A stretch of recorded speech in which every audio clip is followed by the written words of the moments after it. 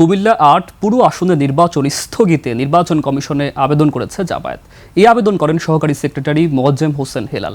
শতাধিক video footage ও link সহ নির্বাচনে কিছু সমস্যা লিখিত আকারে অভিযোগ দেন তিনি।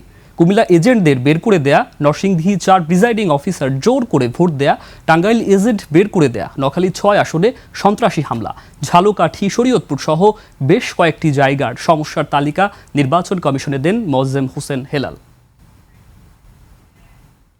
আমাদের প্রার্থী জনাব অধ্যক্ষ হেলাল উদ্দিন, শফিকুল আলম হেলাল, তিনি একজন প্রবীণ শিক্ষাবিদ এবং সকল শ্রদ্ধেয় ব্যক্তিত্ব।